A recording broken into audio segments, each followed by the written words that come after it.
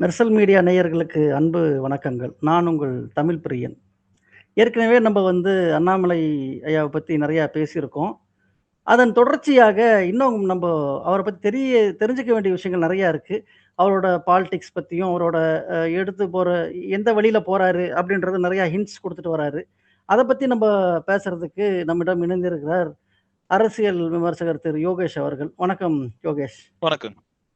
இப்ப பார்த்தீங்கன்னா, எ அண்ணாமலை அவர்கள் ஓரளவுக்கு ஒரு 17,00,000 பேர் அவர் பின்னாடி வந்துட்டாங்க. Meaning as per that side we the leaders சைட்ட பத்தி. 2வது இன்னைக்கு வேற அவர் பார்க் இன்ஸ்டிடியூட்டுக்கு போயிருக்காரு கோயம்புத்தூர்ல. அ விமான நிலையத்திலிருந்து இறங்கிட்டோனயே அவருக்கு தள்ளுமுள்ளு நடந்துருச்சு. அந்த அளவுக்கு சொல்லணும். அந்த அளவுக்கு ஒரு வரவேற்பு இருந்தது. அவர் பேசும்போதும் ஒரு ஒரு சித்தாந்தமா தான் பேசுறாரு. அவர் இப்ப என்ன சொல்றாருன்னா, நான் ஒரு வித்தியாசமான ஒரு பொலிட்டிக்கல் பாதைய நான் உருவாக்குவேன் மக்களிடம். அதாவது I will be different from the cult based politics அப்படின்னு சொல்றாரு. ஸோ இத பத்தி உங்களோட கருத்த சொல்லுங்களேன். ஸோ அண்ணாமலை அவர்கள் அவரோட ஆர்கனைசேஷனுக்கு வி த லீடர்ஸ்னு வச்சிருக்காரு. ஸோ இந்திய கான்ஸ்டிடியூஷனோட பிரியம்பிள் முன்னுரை அது ஆரம்பிக்கிற முதல் 3 வார்த்தைங்க வி த பீப்புள். அத அடுத்த ஒரு லெவலா அந்த கான்ஸ்டிடியூஷன்ல நம்ம மக்கள் அப்படின்றத சொல்லியிருக்காங்க. ஆனா நம்ம மக்கள் நம்ம எல்லாரும் லீடர்ஸ் அப்படின்ற அர்த்தம் படுற மாதிரி அவர் வச்சிருக்காருன்னு நம்ம எடுத்துக்கலாம். வி த லீடர்ஸ்னு வச்சிருக்காரு. அதாவது மக்களை பீப்பிள ஒரு லீடரா தரம் உயர்த்துறதுதான் அவரோட கொள்கைன்னு சொல்றாரு. அதனால அவர் இப்படி வச்சிருக்கலாம். அப்படிதான் வச்சிருக்காரு. அப்படி படுற மாதிரி தான் வச்சிருக்காரு. ஸோ பேசும்போது அந்த 20 நிமிஷம் போன வாரம் அவர் பேசுனதுல கல்ட் பேஸ்ட் பாலிடிக்ஸ்க்கு நான் மாற்று தர போறேன். எந்த ஒரு ஐடியாலஜி இருந்தமே அதை தன்னைத்தானே புதுப்பிச்சுக்கணும். காலத்துக்கு ஏற்ற முறையில் அவர் தனி மனித துதிபாடல் இருக்கக்கூடாதுன்னு அவர் ரொம்ப இன்சிஸ்ட் பண்ற மாதிரி தெரியுது. ஷுவர். தனி மனித துதிபாடல் இருக்கக்கூடாதுன்னு அவரோட 20 மினிட் ஸ்பீச்ல இன்சிஸ்ட் பண்ணாரு. ஆமா. அப்புறம் இன்னைக்கு போயிட்டு பெரிய எழுச்சி உரை எல்லாம் கொடுத்திருக்காரு. மாணவர்கள் தே ஷுட் திங்க் பிக். அதாவது எங்க அளவுக்கு கம்மியா உங்களுடைய நோக்கங்களோ கனவுகளோ இருக்கக்கூடாது. இது 20 வருஷம் கழிச்சு இங்க இருந்து எலான் மஸ்க் மாதிரியும் பெரிய ஆளுங்கெல்லாம் நிறைய பேர் வரணுன்ற மாதிரி சொல்லியிருக்காரு. மாற்றத்துக்கான அரசியல் தரன்னு சொல்லியிருக்காரு. ஒரு இளைஞர் வராரு. அவரோட கிரெடென்ஷியல்ஸ்னா நம்ம போன தடவை பேசணும் எக்ஸப்ஷனல் கிரெடென்ஷியல்ஸ் எல்லாத்தோடய வர்றாரு, வரவேற்கத்தக்கது. ஆனா எப்பொருள் யார் யார் வாய் கேட்பினும் அப்பொருள் மெய்பொருள் காண்பது அறிவு. அதுதான் நமக்கு வள்ளுவர் சொல்லி கொடுத்துட்டு போயிருக்கிறது. சோ அதனால இவரோட கடந்த காலத்திலயும் இவர் கொடுத்த அந்த ஸ்பீச்லயும் இருக்கிற ரெட் பிளாக்ஸ் மொத்தம் நம்ம பார்ப்போம். இவர் ஆக்சுவலா என்ன பண்ண போறாருன்றது கட்சி ஆரம்பிச்சு எப்படி எடுத்துட்டு போறாருன்றத நடக்கும்போது தான் தெரியும். பட் சில ரெட் பிளாக்ஸ் எல்லாம் இருக்கிறதா நான் பாக்குறேன். அந்த ரெட் பிளாக்ஸை பத்தி நம்ம பேசுவோம். முதல்ல பாத்தீங்கன்னா பிஜேபின்ற கட்சி பாத்தீங்கன்னா ஆல் இண்டியா அவங்க எப்பவுமே தனி தலைவர்களை எப்பவும் பெருசா இல்லை. அவங்கள பொறுத்த வரைக்கும் அவங்க கொள்கை கோட்பாடு இப்படிதான் போய்கிட்டே இருந்தது. இந்தியா லெவல்ல 2014 மோடி அவர்கள் வந்ததுக்கு அப்புறம் இண்டிவிஜுவல் வர்ஷிப் போச்சு. பட் ஆனா தமிழ்நாடு ஸ்டேட் லெவல்ல அது இல்லவே இல்லை. அது அண்ணாமலை அவர்கள் வந்ததுக்கு அப்புறம் மாறுச்சு. அண்ணாமலை அவர்கள் அது காரணம் இங்க ஒரு டிஃபரன்ஷியேட்டபிள் ஒரு மதிக்கத்தக்க லீடரே இல்லைன்னு தான் சொல்லுவேன் நான். அது இல்ல அது பிஜேபி அண்ணாமலை மக்களோட மக்களா இருந்தார். அதனால அவருக்கு அந்த இது கிடைச்சது. பட் பிஜேபி அத பண்ணா ஒன்னும் பிரச்சனை இல்லை. இப்ப இது ஏன் ரெட் பிளாக் வருது? இப்ப அவரு சும்மா பண்ணிட்டானா ஒண்ணும் நான் கல்ட் பேஸ்ட் பாலிடிக்ஸ்க்கு மாற்றா தரப்போறேன்னு சொல்றேன். அதனாலதான் இதெல்லாம் ரெட் பிளாக்ஸ் நம்ம சொல்றோம். தமிழ்நாட்டை பொறுத்த வரைக்கும் சுப்ரீமா பேஸ்ட் இண்டிவிஜுவல் பேஸ்ட் பாலிடிக்ஸ் தான், இண்டிவிஜுவல் கரிஸ்மா பேஸ்ட் பாலிடிக்ஸ் தான். அதுல அதே மாதிரி இவர் கொடுத்த. பட் இவர் கல்ட் பேஸ்ட் பாலிடிக்ஸ்க்கு மாற்று தரன்னு சொன்னதுனால இது ரெட் பிளாக். சோ அது இண்டிவிஜுவல் பேஸ்ட் பாலிடிக்ஸ் அண்ணாமலை அவர்கள் வந்ததுக்கு அப்புறம் தான் அப்புறம் அவர் அந்த என் மண் என் மக்கள் யாத்திரை போனாரு. அது பேரே பாருங்க, இவரை முதன்மைப்படுத்தி தான் இவரு தான் போறாரு. என் மண் என் மக்கள். அது தமிழ் மண் தமிழ் மக்கள் இல்ல, நம் மண் நம்ம மக்கள் இல்ல. இருங்க கேட்டுங்க. இதுக்கு முன்னாடி திரும்பி ஒரு யாத்திரை போனது எல் முருகன் அவர்கள் போனாரு. வேல் யாத்திரை தான். அவர் நினைச்சிருந்தாருன்னா அவர் பேருக்கும் முருகன் தான், முருகனோட வேலை தான் அவர் எடுத்துட்டு போனாரு. முருகன் யாத்திரைன்னே வச்சிருக்கலாம். ஆனா அது வேல் யாத்திரையே தான் போச்சு. சோ இதெல்லாம் ரெட் பிளாக்ஸ் சொல்றோம். இது இஷ்யூவா நம்ம தொடர்ச்சியா வருதான்னு நம்ம பார்ப்போம். இது ரெண்டாவது. சார் இப்ப எல்லாத்துலயுமே குறை சொன்னா நாங்க என்னதான் குறை சொல்ல இல்ல. அவரு நான் இதை முதன்மைப்படுத்துறேன்னு சொல்றாரு. அவரோட கடந்த காலத்துல இதுக்கு ரெட் பிளாக்ஸ் இருக்கான்னு நம்ம பாக்குறோம். அவரை பொறுத்தளவுக்கு அவரு என் மண் என் மக்கள்ன்றாரு. நான் என் மண் என் மக்கள்ன்ற நீங்க உங்க என் மண் என் மக்கள் எனக்கு அதுல இல்ல யார் யாரு போகணுமோ அவங்க சொல்லிக்கிட்டோம், அது பிரச்சனை இல்ல. பட் அவரு இண்டிவிஜுவல் முதன்மைப்படுத்துறாங்களா படுத்தப்பட்டதான்றத இப்ப பேச்சே தவிர அவருக்கு 1000 ஜஸ்டிபிகேஷன். அப்படி பார்த்தா எல்லா பார்ட்டிங்களும் எல்லா தலைவர்களுக்கும் 1000 1000 இல்ல, ஊழல் வழக்குல உள்ள போயிட்டு வந்து வெளியே வந்தா கூட சொல்லுவாங்க தர்மத்தின் வாழ்வு துணை சூதுக்கவும் மறுமையும் தர்மம் வெல்லுவாங்க. அப்ப அதையும் நம்ம எடுத்துக்கணும். சரிங்களா? அவங்களுக்கு எது பெட்டரோ அதான் எடுக்கிறாங்க. அதுதான் சொல்றேன். சோ பாயிண்ட் என்னன்னா ரெட் பிளாக்ஸ், இதுவும் ஒரு ரெட் பிளாக். ரெண்டாவது பாத்தீங்கன்னா இப்ப அவர் வந்து மாற்று அரசியல் தரேன்னு சொல்றாரு, அவரு பேசுறாரு. அவர் பேசும்போது பாத்தீங்கன்னா என்ன சொல்றாருன்னா ரஜினி பத்தி மென்ஷன் இருக்கு அதுல, அப்புறம் வந்து மோடி அவர்களை பத்தி மென்ஷன் இருக்கு, அப்புறம் வந்து பாத்தீங்கன்னா அமித்ஷா பத்தி மென்ஷன் பண்ணிருக்காரு, BL சந்தோஷ பத்தி மென்ஷன் பண்ணிருக்காரு. இன்ஃபேக்ட் அவர் என்ன சொல்றாருன்னா அப்துல் கலாம் பத்தி அவர் வந்து பல சந்தர்ப்பங்கள் அப்துல் கலாம் பேசுறத வந்து அவர் கேட்டதாவும் அதனால இன்ஸ்பயர் ஆனதும் சொன்னாரு. நான் வந்து அரசியல்ல வரணும் போது நான் வந்து திரு நல்லக்கண்ண ஐயாவை தான் முதல்ல போய் பார்த்தேன், அவர்கிட்ட தான் ஆசீர்வாதம் வாங்கினேன், அது தெரிவிச்சும் ஆசீர்வாதம். அப்புறம் பாத்தீங்கன்னா நிறைய தலைவர்கள் பத்தி சொல்றாரு, ஒருத்தரா மென்ஷன் தமிழ்நாட்டுல இருக்க சின்ன சின்ன கட்சி தலைவர்கள் எல்லாம் சொல்றாரு, சீமான் சொல்றாரு, பிரேமலதான் சொல்றாரு. இப்ப என்னன்னா இண்டிவிஜுவல் பேஸ்ட் பாலிடிக்ஸ் இருக்க கூடாதுன்னு சொல்லிட்டு, ஆனா அவர் எல்லாம் இண்டிவிஜுவல் பத்தி தான் சொன்ன, அந்த கட்சி அந்த தொண்டர்களை பத்தி சொல்லல. இது இன்னொரு இருங்க. ரெண்டாவது வந்து ஒரு நிமிஷம், எங்கெங்கெல்லாம் நல்ல நல்ல விஷயம் இருக்கோ அதெல்லாம் எடுத்துக்கிறதுல தப்பு இல்லையே. எங்கெல்லாம் நல்ல நல்ல விஷயம் இருக்கோ அதெல்லாம் எடுத்துக்கிறது தப்பே இல்ல. அவரு என்ன நான் வந்து அரசியல் தர போறான்னு சொல்றாரோ அதுக்கு முரண்பாடாதான் இருக்கு. இப்ப அவர் வந்து இருங்க, இந்த லீடர் நான் அப்படியே ஃபாலோ பண்ண போறேன்னு சொல்ல வரல. அவங்கள்ட்ட இருக்க இவங்களெல்லாம் ஒவ்வொரு இப்போ விஜய் வச்சிருக்காரு இல்லைங்களா, இவங்கெல்லாம் எங்க கொள்கை தலைவர்கள், அந்த மாதிரி இவங்கள்ட்ட சின்ன சின்ன விஷயங்கள் இருக்கு, நான் எடுத்துக்கிறேன் அப்படின்னு சொல்லியிருக்கேன். உங்களோட அதுக்கு பதில் நான் சொல்றேன். அவர் வந்து பொது IPS ஆபீசரா ஒரு 9 வருஷம் இருந்தாரு, அரசியல்வாதியா வந்து ஒரு 6 வருஷம் இருந்துட்டாரு. இதுல வந்து காமன் பீப்புளை பத்தி அவர் சொன்னது வந்துன்னா அவரோட ஃபேமிலி மட்டும் தான். நாங்க ஒரு ரொம்ப ஏழ்மையான நிலைமையில இருந்து, ஏழ்மையான சொல்லல, மிடில் கிளாஸ், தமிழ்நாட்டுக்கு வெளியே டிராவல் பண்ணது அப்படிதான் சொன்னார். அவரு ஏழ்மைன்றது அவர் யூஸ் பண்ணல அப்படின்றாரு. ஆனா ஒரு IPS ஆபீசரா இருந்த போது காமன் பீப்புள மீட் பண்ணி அதுல அவருக்கு என்ன இன்ஸ்பிரேஷன் என்ன லெசன் வந்து அதை பத்தி அவர் பேசல. அதுக்கப்புறம் என் மக்கள் யாத்திரை போகும்போது மக்கள் அவருக்கு என்னெல்லாம் தெரிவிச்சாங்க, அதனால அவர் எப்படி இன்ஸ்பயர் அதுவும் சொல்லல. இது ஏன் நான் உதாரணம் இது சொல்றேன்னா, திரு ரஜினிகாந்த் அவர்கள் வந்து கண்டக்டரா வேலை பார்த்த போது அவரோட நண்பர், அதே பணியில இருந்த ஒரு நண்பர் தான் வந்து அவரை வந்து மோட்டிவேட் பண்ணி நீ போ உன்னால ஜெயிக்க முடியும் இந்த சினி ஃபீல்டுல. அத பல வருஷம் ஆகி ரொம்ப சக்சஸ்ஃபுல்லா ஆன பிறகும் அந்த நண்பரை பத்தி பல இடங்கள்ல அவர் சொல்லியிருக்காரு. சோ அதனால நான் சொல்றேன்னா சாமானியர்களை பத்தினா அதுல மென்ஷன் இல்ல அப்படின்றதான் என்னோட, கட்சியோ கொள்கையோ பத்தி சொல்ல, தனி மனிதர்களை பத்தி தான் அதுல அவரு கொடுக்குறாரு. ரெண்டாவது பாத்தீங்கன்னா அப்புறம் வந்து இந்த வீத லீடர்ஸ்ன்ற இந்த அமைப்புக்காக ஒரு இன்ஸ்டிடியூட் வந்து வைக்கிறாங்க, எத்திக்ஸ் இன் பாலிடிக்ஸ். அதுக்கு பேர் யார் பேரை வைக்கிறாருன்னா வீத லீடர்ஸ்ன்ற பேர் வைக்கல, அப்துல் கலாம் அவர்களோட பேரை தான் வைக்கிறார். திரும்பியும் அது வந்து இண்டிவிஜுவல தான் முதன்மைப்படுத்துது. என்ன நீங்க சொல்றது பாத்தீங்கன்னா நம்ம யாராவது ஒரு சாமானிய பேரை வைக்கணும் அப்படின்றீங்களா? You should get inspired from some people. Correct. இல்ல நீங்க அததான் நான் சொல்றேன், அது சாதாரணமா கிடையாது. இப்ப நீங்க சிந்தாதிரிப்பேட் போய் பாருங்க, கம்யூனிஸ்டுக்காக வைக்கப்பட்ட பார்க், அந்த பார்க்கோட பேரு மேதின பூங்கா. அதே மாதிரி இலங்கை ஜீவா பார்க்கணும் இருக்கு. அதே மாதிரி இலங்கை போர்ல வந்து கொல்லப்பட்டவங்களுக்காக ஒரு நாள் குறிக்கிறாங்க, அந்த நாளை தான் சொல்றாங்களே தவிர அது தலைவர்களோ பெரிய ஆளுங்க இறந்து ஐ திங்க் அது மே 15 மே 17 இயக்கம் போதான், மே 17 இயக்கம். சோ நம்ம வந்து நார்மலான பீப்புளை பத்தியும் முதன்மைப்படுத்தி எடுத்துட்டு போலாம். அப்படி இல்ல அவர்கள் கடந்த காலங்கள் இல்ல இந்த ஸ்பீச் இல்லன்றதான் நான் சொல்றேன். அப்புறம் சோ அதுக்கப்புறம் பாத்தீங்கன்னா இவர் வந்து இண்டிவிஜுவலா வந்து ஒரு ஸ்பீச் கொடுக்கறாரு இன்ஸ்டாகிராம்ல. அப்ப நம்ம ஒன் வீக்கு முன்னாடி அவர் கொடுக்கும்போது எக்ஸ்பெக்டேஷன் இருந்தது என்னன்னா அவரோட கடந்த காலத்துல பார்க்கும்போது அவர் நல்ல பிரஸோட மீட் பண்ணாரு. சோ இன்னும் இந்த ஒரு வாரத்திலேயே கொஞ்சம் நல்லா கொடுத்துருவாரு நினைச்சேன், இன்னைய வரைக்கும் வரல. சோ இதுவும் ஒரு மன் கி பாத் மாதிரியே இருக்கு. இது எல்லாத்தையும் விட பாத்தீங்கன்னா நீங்க வந்து அந்த வீத லீடர்ஸோட அபவுட் பேஜ்ல போய் பாருங்க. நீங்க அதுல பாத்தீங்கன்னா இவரை எப்படி கொடுப்பீங்க, அவர் சீஃப் சர்வெண்ட் அப்படின்னு மென்ஷன் பண்ணி, அவர் சீஃப் சர்வெண்ட் மென்ஷன் பண்ணிருக்காங்க.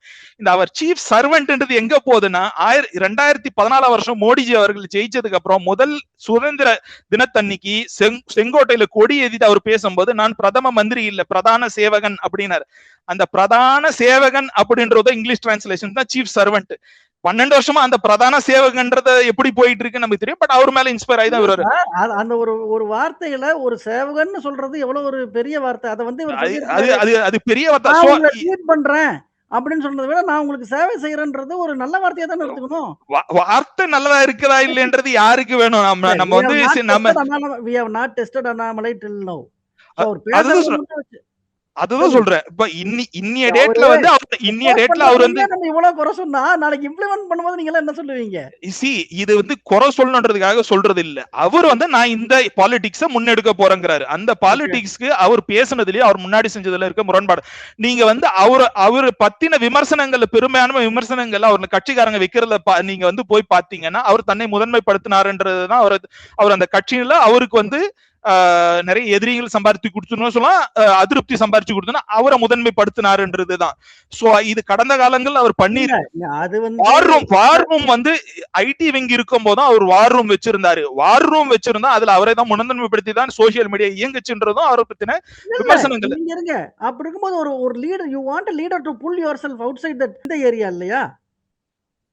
அதாவது ஒரு ஸ்லக்கிஷான ஒரு ஏரியால வந்து பிஜேபி புதஞ்சு கிடக்கு. அதுல இருந்து வெளியே இழுக்கும் போது 10 பேர் கூப்பிடுறாரு, அவர் கை கொடுக்கல, சரி நானே நின்று இழுக்கிறேன்டான்னு இழுக்கிறாரு. அதுல என்ன தப்புன்றதெல்லாம் இல்ல. அவரு வந்து என்ன அரசியல் பண்றேன்னு சொல்றாரோ இதுக்கு முரண்பாடா இருக்கு. சோ நான் எப்படி பாத்துக்கிறேன்னா நாளைக்கும் இவரோட ஸ்பீச் இது உங்களோட ஒப்பீனியன். அவரு மேல இழுக்கிறாரு. நான் என்ன சொல்றேன், நான் அவரோட வார்த்தை, it is not your word versus my word கிடையாது. அண்ணாமலை என்ன பேசினாரு, அண்ணாமலையோட ஆக்ஷன் எப்படி இருக்கு, இதோட தான் நான் ஒப்பிட்டு பாக்குறேன். என் ஒப்பீனியனே இதுல கிடையாது. சரிங்களா? அவர் என்ன பேசினாரு, அவர் என்ன பண்ணிருக்காரு, என்ன பண்ணாரு, இதோட தான் அவர் சொன்ன வார்த்தையை நான் கம்பேர் பண்றேன். இது முரண்பாடா இருக்கு. இது என்னோட ஒப்பீனியன், அது இல்ல அது உங்களோட opinion. we can agree to disagree. yes we will agree to differ. okay. So இப்போ இது வந்து இப்பவே அவர் இன்னும் ஒரு எனக்கு தெரிஞ்சு பிள்ளையார் சொல்லி போட்டு 2 லைன் எழுதியிருக்காரு அவரோட என்னது அந்த தொடர் கதையில. அப்பயே நம்ம வந்து இவ்வளவு விமர்சனம் ஆக போகுது. ஐ திங்க் அண்ணாமலை வந்து இன்னும் நிறைய ஃபேஸ் பண்ண வேண்டியது நிறைய இருக்குன்னு நினைக்கிறேன். அண்ணாமலை வந்து இன்னும் விஜய் மாதிரியோ வேற யார் மாதிரியோ வெளியே இருந்து வரலையா? அவர் ஆல்ரெடி 6 வருஷமா பொலிட்டிஷியனா இருந்துட்டு தான் வந்திருக்காரு. சோ அவரை பத்தி விமர்சனம் சொல்றதுல என்ன பிரச்சனை? இல்ல விமர்சனம் சொல்றது ஒண்ணும் இல்ல. விமர்சனங்கள் நல்லது. அவர் நல்ல மீன் அவர் அதை வந்து அவரோட மேம்படுத்துறதுக்கு எடுத்துக்கிறாருன்னு நம்ம நம்புவோம். அதுல நம்ம டிபேட் பண்ண வேண்டாம். ஆனா இப்ப இருக்கிற பாலிட்டிஷியன்ல வச்சு அவர் கண்டிப்பா கொஞ்சமாவது ஒரு வித்தியாசமா தான் இருக்கிறாரு. அது உங்களோட என்ன, நீங்க என்ன சொல்றீங்க அதை பத்தி? அவர் எப்படி வித்தியாசம் அட்லீருங்க. இப்போ விஜய் கட்சின்னு எடுத்துட்டா கொள்கை தலைவர்னு சொல்றாருங்களே தவிர அவர் இது வரைக்கும் இதுதான் என் கொள்கை, இதுதான் என்னுடைய இது, இந்த காவேரி பிரச்சனை என்னுடைய ஸ்டாண்ட், இது மும்மொழி கொள்கையில என்னுடைய ஸ்டாண்ட், இது நம்ம இது வரைக்கும் நான் கேள்விப்பட்டது இல்லை. ஆனா இவர் வந்து இதுதான் என் ஸ்டாண்டுன்னு சொல்லும் போது let us think about it. நம்ம வந்து இதுதான் அவ்வளவு ஸ்ட்ராங்கா சொல்றாருல்ல, அதை நம்ம ஏன் ஒரு பாசிட்டிவா பார்க்க கூடாது? ஒரு தலைவர் என்பவர் தன்னுடைய நிலைப்பாட்டை ஆணித்தரமாக கூற வேண்டும். ஆணித்தரமாக தலைவர்கள் கூறுறதுல ஒன்னும் பிரச்சனை இல்லை. இதுக்கு முன்னாடி இதோட பக்கமா விடிய தலைவர்கள் எல்லாம் கொள்கையை பேசியிருக்காங்க. ஆனா அந்த சிச்சுவேஷன் வரும்போது ஃபாலோ பண்ணலன்றதுதான் வந்து ஹிஸ்டரி. இந்த ஹிஸ்டரிய மறந்துட்டு பேசுறத வச்சு ஒன்னும் ஆக போறது இல்ல. பேசுறது பக்கமா வசனம் எழுதி கொடுத்து எல்லாரும் பேசிடலாம். ஆக்ஷன்ல வந்து பாத்தீங்கன்னா யதார்த்த அரசியல் தான் தமிழ்நாட்டுல இருக்கு. ஒரு இயக்கம் ஆரம்பிக்கும் போது அதில் இருக்க அது அப்போது இருக்க தலைவரோட வீரியத்துக்கும், அது ஒரு ஜெனரேஷன் 2 ஜெனரேஷன் 3 ஜெனரேஷன் தாண்டின பிறகு அதில் இருக்கும் வீரியத்துக்கும் வித்தியாசம் இருக்கத்தான் செய்யும். ஏன்னா நம்ம தலைவர்கள் அவர்கள் வந்து எவ்வளவு வேகத்தோடு இருந்தாங்களோ அதை வந்து அடுத்த ஜெனரேஷனுக்கு கடத்தப்படல, அதை வந்து போதிக்கலன்றது நம்ம பார்த்துட்டு தான் இருக்கோம். கடத்தப்படலையா இல்ல தேவைப்படலையான்றதும் இருக்கு சார். நீங்க வந்து கண்டிப்பா தேவை. ஆனா அப்படி சொல்ல முடியாது. நீங்க வந்து எப்படி சொல்றீங்க? நீங்க வந்து நல்ல கண்ணையார்கள் எத்தனை தடவை அசம்பிளிக்கு போயிருக்காரு. கக்கன் வந்து சார் கக்கன் இருந்திருக்காரு சார். நீங்க வந்து நல்ல தலைவர்கள் இல்ல சார், நல்ல தலைவர்கள் இல்லாத மாநிலம் கிடையாது இது. ப்ளீஸ் தயவுசெய்து நீங்க புரிஞ்சுக்கங்க. இங்க தமிழர்கள் எப்படி தங்களுடைய தலைவர்களை தேர்ந்தெடுத்திருக்காங்கன்றது தமிழறிவு மணியன் எழுதுனது என்னன்னா, மாணிக்கங்களை மறுதளித்து கூழாங்கற்களை தேர்ந்தெடுக்கும் தமிழகம் தமிழ் சமூகம் தான் எழுதி இருக்காரு. நல்ல தலைவர்கள் ஓட் பண்ணல, நல்ல தலைவர்கள் நிறைய பேர் இருந்திருக்காங்க தமிழ்நாட்டுல. மக்கள் வந்து தேர்ந்தெடுக்கிறது அப்படித்தான் தேர்ந்தெடுக்கிறாங்க. ஏன்னா நம்ம வந்து ஒரு கவர்ச்சி பாலிடிக்ஸ்ல இருக்கிறோம். நமக்கு வந்து எது நல்லது எது கெட்டதுன்னு தெரியும். அததான் சொல்றோம். நீங்க வந்து 17 லட்சம் பேர் வந்து என்ன கொள்கை, கட்சி பேர் என்னன்னே தெரியாம சேர்ந்திருக்காங்க. இது வந்து ஆரோக்கியமானது நீங்க நினைக்கிறீங்களா? மக்கள் ஏன் இந்த கவர்ச்சி பாலிடிக்ஸ் நோக்கி போறாங்க?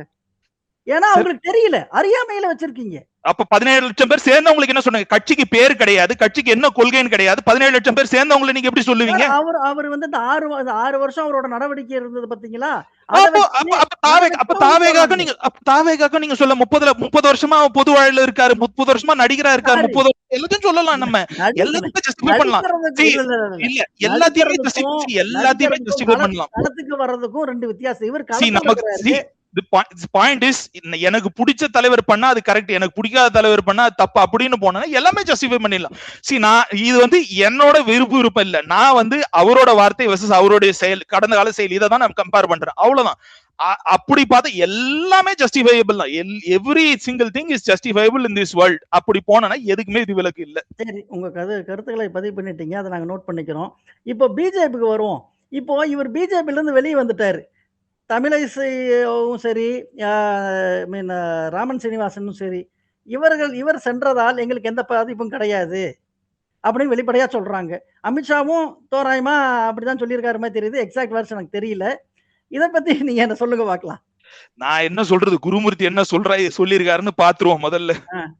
குருமூர்த்தி அவர்களது ஒரு 5 நிமிஷம் ஸ்பீச், ஓகேங்களா, ஷிவ் அரூருக்கு இன்டர்வியூ கொடுத்திருக்காரு NDTVல. அதோட தலைப்பு என்னன்னா, Annamalai's BJP exit a comma not a full stop. ஓகேங்களா? கண்டிப்பா அதுல சந்தேகம் இல்ல. அதுக்கு இருங்க அது ஃபுல்லா முடிச்சிடுறேன். அதுக்கப்புறம் என்ன சொல்றாருன்னா, அதுக்கு கீழே டிஸ்கிரிப்ஷன் எழுதும்போது, Gurumurthy says Annamalai's exit from BJP is more a comma than a full stop, describing it as a calibrated distancing driven by regional aspiration than a complete political rupture. So இதுக்கு மேல நமக்கு என்ன சொல்லணும்?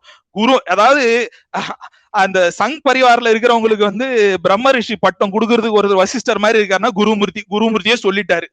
எந்த குருமூர்த்தி சொல்றாருன்னா, குருமூர்த்தி என்ன யாரு அப்படின்றதுன்னா, இதே பிஜேபி அரசாங்கம் 2014 வந்து தலைமைக்கு வந்ததுக்கு அப்புறம் ஆர்பிஐயோட போர்ட் ஆஃப் டைரக்டர்ஸ்ல அவர் ஒருத்தரா நாமினேட் பண்ணிருக்காங்க.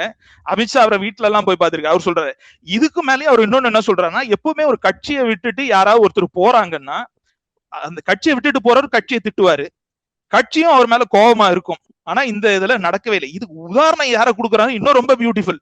இதுக்கு உதாரணம் என்ன சொல்றாருன்னா, உமா பாரதி கட்சியை விட்டு நீக்கின போது நடந்ததையும், கல்யாண் சிங் கட்சியை விட்டுட்டு போன போது நடந்ததுன்னு சொல்றாரு. அப்ப கட்சி அவங்க மேல ரொம்ப கோபமா இருந்தது. ஆனா அண்ணாமலை மேல அப்படி இல்லையே, அண்ணாமலையும் ரொம்ப இணக்கமா தானே போயிருக்காருங்கிறாரு. உமா பாரதி வந்து பிஜேபிக்காக மத்திய பிரதேஷ்ல சீஃப் மினிஸ்டரா இருந்தவங்க. கல்யாண் சிங் வந்து பிஜேபிக்காக உத்தரப்பிரதேசல 2 தடவை சீஃப் மினிஸ்டரா இருந்தவர். பாபரி மஸ்ஜித் இடிக்கப்பட்ட போது அவர் தான் பிஜேபியில சீஃப் மினிஸ்டர். இவ்வளவு முக்கியமான ஆளுங்களுக்கு கொடுத்ததை விட அண்ணாமலைக்கு மிக முக்கியமான இடம்ன்றது குருமூர்த்தியே சொல்றாரு. சோ இவங்களோட ஈக்குவேஷன் எப்படி இருக்க போதுன்னு இதுல இருந்தே நம்ம புரிஞ்சுக்கலாம். இல்ல, இவர் வந்து அதுக்கு பதில் சொல்லணும்னா, இவர் வந்து இங்க இருந்தே அவரே அந்த ஸ்பீச்ல சொல்லியிருக்காரு, நான் இங்க இருந்தே லெட்டர் எழுதிட்டு நான் வெளியே வரல, நான் ஐ வாண்ட் டு ஹேவ் என்ன ஃப்ரெண்ட்ஸாவே நம்ம வந்து விலகிக்குவோம் அப்படின்றதுக்காக நான் போய் ஃபார்மலா நான் போய் ரெசிக்னேஷன் லெட்டர் கொடுத்துட்டு வந்தேன். அமித்ஷாஜி அப்புறம் அவரையும் பார்த்து என்னுடைய நிலைகளை நான் சொல்லும்போது அவங்களும் புரிஞ்சுக்கிட்டாங்க அப்படின்னு சொல்றாரு. இது பாயிண்ட் நம்பர் 1. 2வது வந்து அவர் என்ன சொல்றாருன்னா, எனக்கு வந்து என்னது அடாவடியெல்லாம் போட்டு எனக்கு வெளியே வரணும்னு அவசியம் கிடையாது. நான் என்னுடைய கொள்கை வேற, என்னுடைய தொலைநோக்கு பார்வை வேற, எனக்கு ஏன் மக்கள் முக்கியம், இதுல நீங்க கொஞ்சம் சில இடத்துல வேறுபடுறீங்க, அதனால நான் வந்து வெளியே வந்துட்டேன் அப்படின்றாரு. இதுல உங்களுக்கு என்ன பிரச்சனை? எனக்கு ஒரு பிரச்சனையும் இல்ல. குருமூர்த்தி என்ன சொன்னாருன்றதான், குருமூர்த்தி என்ன சொன்னாரு, எனக்கு ஒரு பிரச்சனையே கிடையாது. சொன்னது எவ்வளவு தூரம் நடந்திருக்கு நடக்கலன்றதை நம்ம ஏற்கனவே பார்த்துட்டு தான் இருக்கோம். அவர் சங் பரிவாரை பொறுத்த வரைக்கும் அவர் ஐடியலாக், அவருக்கு தெரியாது இல்ல. சோ அவரு சொல்றது இப்ப நான் இத எப்படி பாக்குறேன்னா, இவங்க வந்து டைரக்டா வந்து இந்த ஸ்டேட்டை வின் பண்ண பார்த்தாங்க. கொள்கைகள் வந்து ரொம்ப 180 டிகிரி ஆப்போசிட்டா இருக்கு. இப்ப நம்ம இதை எப்படி புரிஞ்சுக்கலாம்னா, அதாவது கொதிக்க இருக்க தண்ணி ஐஸா மாத்தினா முதல்ல ரூம் டெம்பரேச்சருக்கு வரணும். இப்ப அந்த ரூம் டெம்பரேச்சருக்கு எடுத்துட்டு வராலேயே மாநிலத்துல ஒருத்தர் பண்ணிருக்காங்க, ஓகேங்களா. அதுக்கப்புறம் இது வந்து ஐஸா மாத்திரவில்லை, இது ரிவர்ஸாவா நீங்க எடுத்துக்கலாம், ஐஸ்ல இருந்து கொதிக்கிற மாதிரி. இப்ப நீங்க எடுத்துக்கிட்டீங்கன்னா, மகாராஷ்டிரால பாத்தீங்கன்னா சிவசேனா இவங்களோட இணக்கமா இருந்தது. சோ அவங்களோட டிராவல் பண்ணாங்க. ஆனா இப்ப சிவசேனாவே முந்தி போயாச்சு, ஓகேங்களா. அதுக்கப்புறம் பாத்தீங்கன்னா பீகார்ல வந்து நிதிஷ்குமார் இவங்களோட இணக்கமா செயல்பட்டாரு. இப்போ அவரையும் முந்தி போயாச்சு. அப்புறம் ஒரிசால பாத்தீங்கன்னா நவீன் பட்நாயக் இவங்களோட இணக்கமா செயல்பட்டாரு. இப்போ அவரையும் ஓரம் கட்டிட்டு இவங்க வந்துட்டாங்க. பாண்டிச்சேரியில வந்து என்ஆர்என் காங்கிரஸ் இருக்கு, இணக்கமா செயல்படுறாங்க. அதுக்கப்புறம் ஆந்திர பிரதேஷ் பாத்தீங்கன்னா சந்திரபாபு நாயுடு. இன்ஃபேக்ட் சந்திரபாபு நாயுடு எவ்வளவு இம்பார்ட்டன்டான ஆளுன்னா, என்டிஏ ஃபர்ஸ்ட் அவங்க கவர்மெண்ட் ஃபார்ம் பண்ணாங்களே வாஜ்பாய் தலைமையில, அப்ப என்டிஏக்கு கன்வீனரே வந்து சந்திரபாபு நாயுடு தான். சோ அந்த ஸ்டேஜ்ல இந்த முதல்ல சப்போர்ட் பிஜேபிக்கு அப்படின்னு கொடுத்து லெஜிட்டிமைஸ் பண்ண அப்படின்ற இடத்துல வந்து சந்திரபாபு நாயுடு தான். சோ அவரு இணக்கமா இருக்காரு. இப்போ தமிழ்நாட்டுல வந்து டைரக்டா பிஜேபியால வர முடியல, அவங்களுக்கு இணக்கமா இருக்கிறதுக்கு ஒரு ஆள் தேவைப்படுது. அது வந்து ஏடிஎம்கேவோட போனாங்க. ஆனா ஏடிஎம்கேவோட இவங்க போனதுல வந்து ஏடிஎம்கேக்கு டேமேஜ் ஆனதுதான் மிச்சம், இவங்களுக்கு இன்க்ரீஸ் ஆகல. பிளஸ் வந்து கட்சியும் இப்போ நிறைய ப்ராப்ளத்துல இருக்கு. இதுல வந்து சில பேர் தாவேக்காக்கு போயிட்டாங்க, போக போறான்னு நிக்கிறாங்க, இப்படி எல்லாம் இருக்கு. சோ இப்போ இந்த இணக்கமா செயல்படுறதுக்கு ஒருத்தர் வேணும். அதுக்கு பிஜேபில இருந்து ஒருத்தர் விட்டுட்டு வந்திருக்காரு அப்படின்றதுதான் இந்த இடத்துல நம்ம புரிஞ்சுக்கலாம். இது வந்து உள்ளாடி வந்து பயங்கரமா ஒரு வேலை நடந்திருக்குமா நம்ம எடுத்துக்கவே தேவையில்லை. சோ எப்படி எடுத்துக்கணும்னா, நாளைக்கு தாவேக்கா வந்து அன்பாப்புலர் ஆகி அதோட ஓட்டுகள் வந்து ஆல்ரெடி சிதற போகுது. ஏன்னா முன்ன வந்து டிஎம்கே அன்பாப்புலர் ஆனா அது ஏடிஎம்கேக்கு போச்சு, ஏடிஎம்கே அன்பாப்புலர் ஆனா அது டிஎம்கேக்கு போச்சு. இப்ப தாவேக்கா கிட்ட இருந்து ஆல்ரெடி வந்து அது ரெண்டா ஸ்பிளிட் ஆகும். டிஎம்கேக்கும் போலாம், ஏடிஎம்கேக்கும் போலாம், இல்ல ஸ்பிளிட் ஆகியும் போலாம். இப்போ அண்ணாமலையே வரும்போது தாவேக்கா வேணான்னு சொல்றவங்க மூணா ஸ்பிளிட் ஆவாங்க. இது எங்க பிரதிபலிக்கும்னா, வந்து 40க்கு 40 லோக்சபா சீட்டும் டிஎம்கே அண்ட் அலையன்ஸ் கிட்ட போகாது. சோ விச் மீன்ஸ் அவங்க வந்து சென்டர்ல அவங்க பாலிசிஸ் இம்ப்ளிமெண்ட் பண்றதுல தமிழ்நாட்டுல இருந்து பெரிய முட்டுக்கட்டை இருக்காது. சோ ஒண்ணு அந்த இப்போ வந்து 39 சீட் பிளஸ் பாண்டிச்சேரி அதை சேர்த்துதான் 40ன்னு சொல்றேன். இந்த 40 வந்து 4 பேருக்கு 10 போயிடுச்சுன்னா இன்னைக்கு இருக்கிற வாய்ஸ் இருக்காது. சோ அந்த மாதிரி ஒரு இடத்துக்கு தான். சோ லாங் டேர்ம் பிளானிங்க்கு பாத்தீங்கன்னாலும் அண்ணாமலை வந்து ஒரு சீஃப் மினிஸ்டராகவே ஆயிட்டாருன்னா ரொம்ப நல்லது. பட் ஆனா ஆகாம ஒரு 10 சீட்டா லோக்சபா சீட்டு நின்னு போய் அசம்பிளிலயும் வந்து ஒரு கோலிஷன் கவர்மெண்ட் ஆகி அப்போசிஷனுக்கெல்லாம் சிக்னிபிகன்ட் நம்பர் இருந்து அதனால ராஜ்யசபா சீட்டையும் வந்து இம்பாக்ட் பண்ணி ஒரு கட்சி கிட்ட நிறைய ராஜ்யசபா சீட்டும் லோக்சபா சீட்டும் இல்லாம தமிழ்நாட்டுல இருந்து போச்சுன்னா அவங்களோட பாலிசிஸ் எல்லாம் இம்ப்ளிமெண்ட் பண்றதுக்கு அது நல்லா இருக்கும். நீங்க சொல்றதுக்கு எனக்கு தெரிஞ்ச 50 வருஷத்துக்கு மேல ஆகும். ஆனா 50 வருஷத்துக்கு மேல எதுக்கு ஆகணும்? அது அப்படி பாத்தீங்கன்னா வெஸ்ட் பெங்கால் 50 வருஷம் கழிச்சா ஜெயிச்சாங்க அவங்க. இங்க பாருங்களேன், அதாவது தாவேகா வந்து இப்பதான் வளர்ற கட்சி. அதே இப்ப நீங்க வந்து அதுல இருந்து பிரிஞ்சுட்டு போறவங்க எங்க போறாங்கன்னு கேட்டா எனக்கு பதிலே இல்ல. என்னால திருப்பி கேள்வியே கேட்க முடியல. தாவேகால இருந்து பிரிஞ்சுட்டு போறோம் இல்லைங்க சார். இன்னைக்கு வந்து 35% மக்கள் தாவேகாவுக்கு ஓட்டு போட்டிருக்காங்களா? ஆமா. கடந்த காலத்துல திமுகவுக்கு ஓட்டு போட்டு வந்தாங்க இல்லையா? 35% ஆன்டி இன்கம்பன்சி வந்து அப்படியே இன்னொரு கட்சிக்கு போறதுக்கு பதிலா ஸ்பிளிட் ஆகி 10 கட்சிக்கு போகும். ஸ்பிளிட் ஆகி 10 கட்சி இல்ல. இதுக்கு முன்னாடி வந்து டிஎம்கே அலையன்ஸுக்கு பிடிக்கலன்னா அது ஏடிஎம்கே அலையன்ஸுக்கு போச்சு. இப்போ வந்து தாவேக்கால இருந்து போறது அது டிஎம்கே அலையன்ஸுக்கும் போலாம், ஏடிஎம்கே அலையன்ஸுக்கும் ஸ்பிளிட் ஆகலாம். இப்போ அண்ணாமலை ஒருத்தர் வராருன்னா அண்ணாமலைக்கும் ஒரு சர்டன் ஓட் ஷேர் போவோம். அப்புறம் வந்து ஒரு 5% இருந்து 8% வரைக்கும் நாம் தமிழர் கட்சி இருக்கு. இப்போ ஸ்பிளிட் ஆயிடுது. சோ அப்போசிஷன்ன்றது வந்து ஸ்ட்ராங்கா இருக்காது அவங்களோட agenda. Going by the word அவர் என்ன சொன்னாருன்னா, இந்த மாதிரி விமர்சனங்களுக்கு தான் அவர் ஏற்கனவே பதில் சொல்லி இருக்காரு. நான் எப்படி டிஎம்கே ஏடிஎம்கே பாக்குறனோ, எப்படி தாவேகாவை நாம் தமிழ் கட்சியை பாக்குறனோ அதே மாதிரிதான் பிஜேபியும் பார்ப்பேன் அப்படின்னு அண்டர்லைன் பண்ணி 2-3 முறை சொல்லியிருக்காரு. சோ இஃப் அட் ஆல் நீங்க சொல்றதெல்லாம் நடந்துச்சுன்னா he is going against its words தான் நான் புரிஞ்சுக்கிறேன். he is not அப்படி போனா இவரு 10ஓட 11 ஆயிருவார். ஹிஸ்டரி வந்து இந்த மாதிரி சொல்லிட்டு வேற இல்ல ஹிஸ்டரி நடக்கலாம். அதுல செகண்ட் தாட்ஸ் கிடையாது. அது அந்த நாளைக்கு நடக்கிறத பத்தி தான் நான் பேசுறேன். இன்னைக்கு இவரு என்ன சொன்னாருன்றது விட்டுருவோம். நிதிஷ்குமார் வந்து 50 வருஷத்துக்கு மேல ஆகும். அவ்வளவு ஆகாது. சோ நம்ம வந்து எனக்கு தெரிஞ்சு இந்த சினிமா பேஸ்ட் பாலிடிக்ஸ் இங்க முடிஞ்சு போச்சு. எடப்பாடி 5 வருஷம் சீஃப் மினிஸ்டரா இருந்துட்டாரு. ஸ்டாலின் வந்து 5 மணி இருங்க. அதாவது 2021 வருஷம் ஸ்டாலின் ஜெயிச்ச பிறகு அந்த 2026 இல்ல 24 விஜய் அந்த கட்சி அறிவிக்கிற போது நம்மளுக்கு இருந்த புரிதல் என்னன்னா, இந்த மாநில ஓட்டர்ஸ பத்தி இல்ல சினிமா பேஸ்ட் பாலிடிக்ஸ் எல்லாம் முடிஞ்சு போச்சு. எடப்பாடி 5 வருஷம் சீஃப் மினிஸ்டர், நம்ம ஸ்டாலினும் வந்து 5 வருஷம் ஸ்டாலின் வந்து நல்லா பாப்புலரான சீஃப் மினிஸ்டராவே இருக்காரு. வந்து எக்கனாமிக் குரோத் பிரகாரம் பாத்தீங்கன்னா ஸ்டேட் நல்லாவே பெர்ஃபார்ம் பண்ணுது. சோ சினிமா பேஸ்ட் பாலிடிக்ஸ்க்கு இதையே போய் வாய்ப்பே இல்லன்றதுதான் பல பேரும் நினைச்சாங்க. விஜய்க்கு வந்து 20% மேல யாரும் கொடுக்கல, அவருக்கு ஓட்டு வந்து 20 சீட் வரலாம் 15 சீட் வரலாம் தான் சொன்னாங்க. ஆனா அவருதான் வந்து ஆட்சி அமைச்சிருக்காரு இப்ப. சோ வந்து நான் இதுல இருந்து கண்டிப்பா வேறுபடுறேன். இன்ஃபேக்ட் ராகுல் காந்தி சொன்னதையும் நான் ஒத்துக்கல. You will never ever win தமிழ்நாடுங்கிறார். இந்த பிளாங்கெட் ஸ்டேட்மெண்ட்டுக்கு எல்லாம் வாய்ப்பே இல்ல. இந்த காலம் வந்து மாற மாற காட்சிகளும் மாறும். சோ வந்து கரைப்பார் கரைத்தால் கல்லும் கரையும், அதுதான் உண்மை. சோ இங்க வந்து இந்த ஸ்டேட் இப்படி மாறாது அப்படி மாறாது, இதெல்லாம் சும்மா வந்து பர்சன் அந்த சிச்சுவேஷன். நம்ம வந்து கேரக்டர் இப்படி சார் எனக்கு தெரிஞ்ச கொள்கையே கிடையாது சார். ஓப்பனா சொல்றேன். ஏன்னா இன்னைக்கு வந்து second level, third level leaders எல்லாருமே வந்து கட்சி மாறிட்டு போறாங்க. ஆமா, எல்லா இடத்துலயும் அதுதான் நடக்கும். நான் இல்ல சொல்லல. எனக்கு ஒரு பதவி கிடைக்கும் அந்த மாதிரி தான் அலையிற மாதிரி தான் எனக்கு படுது. அதுனா இல்லன்னு மறுக்கவே இல்லையா. அதனாலதான் நான் சொல்றேன் 50 வருஷம் நீங்க சொல்றீங்களா, நீங்க வந்து தமிழ்நாட்டு ஓட்டர்ஸ வந்து ரொம்ப ஓவர் எஸ்டிமேட் பண்றீங்கன்னு நான் நினைக்கிறேன். சி, இந்த ஐடியாலஜி பேஸ்ட் ஆர்கனைசேஷன்ஸ் எல்லாருமே வந்து பிளே லாங் டர்ம். நீங்க 50 வருஷம் நினைச்சீங்கன்னா அந்த 50 வருஷமா பிளே பண்ண. நீங்க வந்து பாபரி மஸ்ஜித்குள்ள 1949 வருஷமோ 48 வருஷமோ ராமரோட சிலையை கொண்டு போய் வச்சாங்க. எந்த வருஷம் வந்து ராமர் கோயில் கட்டி இருக்காங்கன்னு பாருங்க.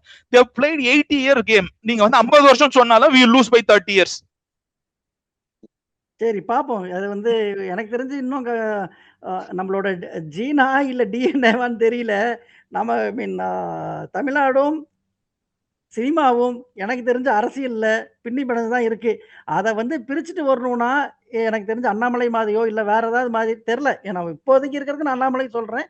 வேற ஏதாவது ஒருத்தர் வந்து ரொம்ப ஸ்ட்ராங்கா ஒருத்தர் கொள்கை ரீதியாகவும் கலாச்சார ரீதியாகவும் ஒரு தலைவர் நமக்கு தேவைப்படுது. அப்பதான் இதை பிரிச்சுட்டு வர முடியும். இல்லைன்னா இப்படிதான் ஓடுன்றது என் கருத்து. ப்ராபபிலி போக போக நம்ம இதை பத்தி நமக்கு தெரிஞ்சுக்கணும். இந்த மாதிரி ஒரு தருணத்தில் உங்களுடைய கருத்துக்களை, அதாவது அண்ணாமலை பத்தி அவரோட பேச்சுக்கு பின்னாடி இவ்வளவு விஷயம் இருக்கு அப்படின்றத மக்களுக்கு நீங்க தெளிவுபடுத்துறதுக்கு ரொம்ப நன்றி. வணக்கம். நன்றிங்க.